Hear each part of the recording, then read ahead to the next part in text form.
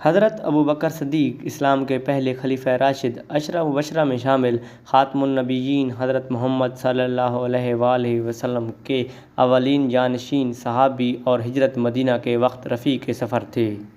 اہل سنت و جماعت کے یہاں ابو بکر صدیق رضی اللہ عنہ انبیاء اور رسولوں کے بعد انسانوں میں سب سے بہتر، صحابہ میں ایمان و زہد کے لحاظ سے سب سے برتر اور ام المومنین عائشہ بنت ابو بکر رضی اللہ عنہا کے بعد پیغمبر اسلام صلی اللہ علیہ وآلہ وسلم کے محبوب تر تھے۔ عموماً ان کے نام کے ساتھ صدیق کا لقب لگایا جاتا ہے، جسے حضرت ابوبکر صدیق رضی اللہ عنہ کی تصدیق و تائید کی بنا پر پیغمبر اسلام صلی اللہ علیہ وآلہ وسلم نے دیا تھا۔ ابوبکر صدیق عام الفیل کے 2 برس اور 6 ماہ بعد سنہ 573 عیسوی میں مکہ میں پیدا ہوئے۔ دور جاہلیت میں ان کا شمار قریش کے متمول افراد میں ہوتا تھا۔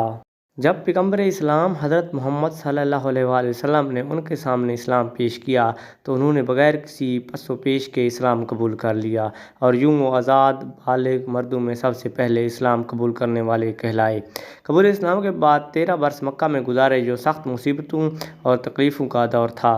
بعد میں پیغمبر اسلام حضرت محمد صلی اللہ علیہ وآلہ وسلم کی قیادت میں مکہ سے یثرب ہجرت کی۔ نیز غزوہ بدر اور دیگر تمام غزوات میں پیغمبر اسلام صلی اللہ علیہ وآلہ وسلم کے ہم رکاب رہے۔ جب حضرت محمد صلی اللہ علیہ وآلہ وسلم مرض الوفات میں گرفتار ہوئے تو ابوبکر صدیق رضی اللہ عنہ کو حکم دیا کہ وہ مسجد نبوی میں امامت کریں۔ پیر 12 ربیع الاول سنہ 11 ہجری کو پیغمبر اسلام نے وفات پائی اور اسی دن حضرت ابوبکر صدیق رضی اللہ عنہ کے ہاتھوں پر مسلمانوں نے بیعت خلافت کی۔ منصب خلافت پر مقرر ہونے کے بعد ابوبکر صدیق نے اسلامی قلمرو میں والیوں، عاملوں اور قاضیوں کو مقرر کیا، جا بجا لشکر روانہ کیے، اسلام اور اس کے بعد فرائض سے انکار کرنے والے عرب قبائل سے جنگ کی، یہاں تک کہ تمام جزیرہ عرب اسلامی حکومت کا مطیع ہو گیا۔ فتنہ و ارتداد ختم ہو جانے کے بعد امام ابوبکر صدیق رضی اللہ عنہ نے عراق اور شام کو فتح کرنے کے لیے لشکر روانہ کیا۔ ان کے عہد خلافت میں عراق کا بیشتر حصہ اور شام کا بہت بڑا حصہ فتح ہو چکا تھا۔ پیر 12 جمادی الاخری سنہ 13 ہجری کو 63 برس کی عمر میں خلیفہ اول ابوبکر صدیق رضی اللہ عنہ اس دار فانی سے کوچ فرما گئے اور حضرت عمر بن خطاب رضی اللہ عنہ ان کے جانشین مقرر ہوئے۔ آپ کا اسلامی اسم گرامی عبداللہ، کنیت ابوبکر اور لقب صدیق اور عتیق ہیں۔ آپ کے والد کا نام عثمان اور کنیت ابو قحافہ ہے۔ والدہ کا نام سلمہ اور کنیت ام الخیر ہے۔ آپ کا تعلق قبیلہ قریش کی شاخ بنو تمیم سے ہے۔ عہد جاہلیت میں آپ کا نام عبد الکعبہ تھا جو حضور پاک صلی اللہ علیہ وآلہ وسلم نے بدل کر عبداللہ رکھ دیا۔ آپ کے نام عبد الکعبہ کی وجہ تسمیہ کچھ یوں بیان کی جاتی ہے۔ بعض روایت کے مطابق آپ کے والدین کے لڑکے زندہ نہیں رہتے تھے، اس لیے انہوں نے نظر مانی کہ اگر ان کے ہاں لڑکا پیدا ہوا اور زندہ رہا تو اس کا نام عبد الکعبہ رکھیں گے اور اسے خانہ کعبہ کی خدمت کے لیے وقف کر دیں گے۔ چنانچہ جب آپ پیدا ہوئے تو انہوں نے نظر کے مطابق آپ کا نام عبد الکعبہ رکھا اور جوان ہونے پر آپ عتیق یعنی آزاد کردہ غلام کے نام سے موسوم ہوئے کیونکہ آپ نے موت سے رہائی پائی تھی۔ حضرت ابوبکر صدیق کے لقب صدیق کی وجہ تسمیہ یہ ہے کہ واقعہ معراج کے بعد قریش مکہ کو اپنی معراج سے آگاہ فرمایا تو انہوں نے آپ صلی اللہ علیہ وآلہ وسلم کی تکذیب کی۔ جب ابوبکر صدیق کو واقعہ معراج کے بارے میں علم ہوا تو انہوں نے فرمایا کہ میں معراج پر جانے کی تصدیق کرتا ہوں۔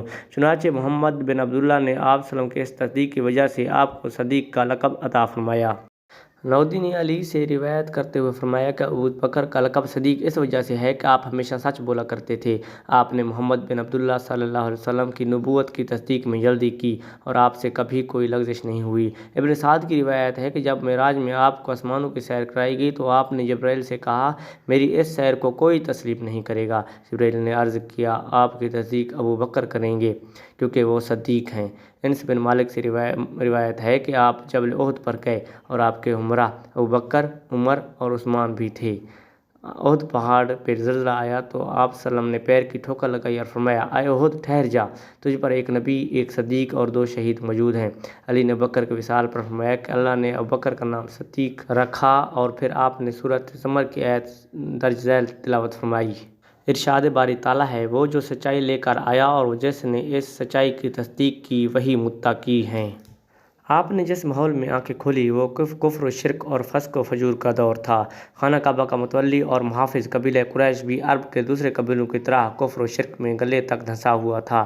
ایک روایت میں ہے کہ جب بکر کی عمر 4 سال تھی تو آپ کے والد ابو قحافہ آپ کو اپنے ساتھ بت خانے لے گئے اور وہاں پر نصب ایک بڑے بت کی طرف اشارہ کر کے آپ سے فرمایا، یہ ہے تمہارے بلند و بالا خدا، اس کو سجدہ کرو۔ ننھے بکر نے بت کو مخاطب بنا کر فرمایا، میں بھوکا ہوں، مجھے کھانا دے، میں ننگا ہوں، مجھے کپڑے دے، میں تجھے پتھر مارتا ہوں، اگر خدا ہے تو اپنے آپ کو بچا۔ بھلا وہ پتھر کیا جواب دیتا؟ بکر نے اس کو ایک پتھر اس زور سے مارا کہ وہ گر پڑا۔ ابو قحافہ یہ دیکھ کر غضبناک ہو گئے۔ انہوں نے ننھے بکر کو رخسار پر تھپڑ مارا اور وہاں سے گھسیٹتے ہوئے ام الخیر کے پاس لائے۔ انہوں نے ننھے بچے کو گلے لگا لیا اور ابو قحافہ سے کہا، اسے اس کے حال پر چھوڑ دو، جب یہ پیدا ہوا تھا تو مجھے اس کے بارے میں غیب سے کئی اچھی باتیں بتائی گئی تھی۔ اس واقعے بعد کسی نے آپ کو بت پرستی وغیرہ پر مجبور نہیں کیا۔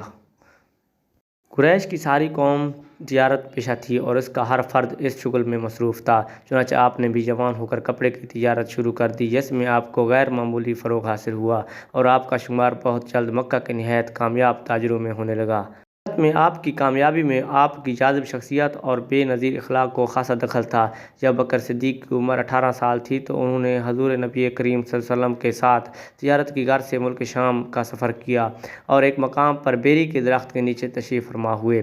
قریب سے ایک اہل کتاب راہب رہتا تھا۔ سیدنا بکر صدیق اس کے پاس گئے تو اس نے پوچھا، بیری کے درخت کے نیچے کون ہے؟ آپ نے جواب دیا، محمد بن عبداللہ بن عبد المطلب۔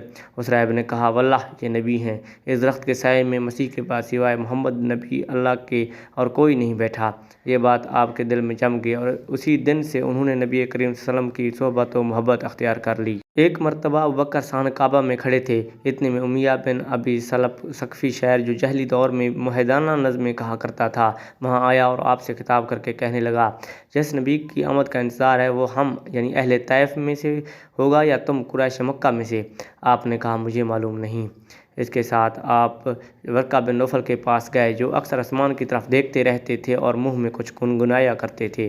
ابو بکر نے امیہ بن ابی اسلط کا مقولہ پیش کر کے ان کا خیال معلوم کرنا چاہا۔ ورقہ بن نوفل نے کہا، ہاں بھائی، مجھے علم سموی پر عبور حاصل ہے، جس نبی کی آمد کا انتظار ہے وہ وسط عرب کے خاندان سے ظاہر ہوگا، اور چونکہ میں علم نسب کا بھی ماہر ہوں اور اس بنا پر کہتا ہوں کہ وہ تمہارے اندر سے ہوگا۔ ورقہ کا بیان سن کر آپ کا اشتیاق و انتظار اور بڑھ گیا۔ ابو بکر صدیق نے ایک دفعہ خواب میں دیکھا کہ ایک چاند مکہ پر نازل ہو کر کئی ٹکڑوں میں تقسیم ہو گیا اور اس کا ایک ٹکڑا ایک ایک گھر میں داخل ہوا، پھر یہ ٹکڑے بہم مل گئے اور مکمل چاند آپ کی گود میں آ گیا۔ آپ بیدار ہوئے تو رویا کی تعبیر میں مہارت رکھنے والے ایک شخص کے پاس گئے اور اسے اپنے خواب کی تعبیر پوچھی۔ اس نے بتایا کہ اس نبی آخر زمان کی پیروی کرو گے جس کا انتظار کیا جا رہا ہے، تم اس نبی کے پیرووں میں سے سب سے افضل ہوگے۔ نالج آفرہ کے پیارے ناظرین، یہ بہت ہی لمبا ٹاپک ہے، اس پہ تقریباً 3 سے 4 ویڈیوز بنیں گی تو بھی یہ مکمل صحیح طریقے سے ہم اسے کور نہیں کر سکیں گے۔ حضرت ابوبکر صدیق کی دور حکومت کے حالات و واقعات جاننے کے لیے ہمارے اگلے ویڈیو کا انتظار کریں۔ تب تک کے لیے اللہ حافظ، اپنا بہت سارا خیال رکھیے گا۔ اگر یہ ویڈیو آپ کو پسند آئی ہو تو برائے مہربانی ویڈیو کو لائک کریں اور چینل کو سبسکرائب کر دیں۔ شکریہ۔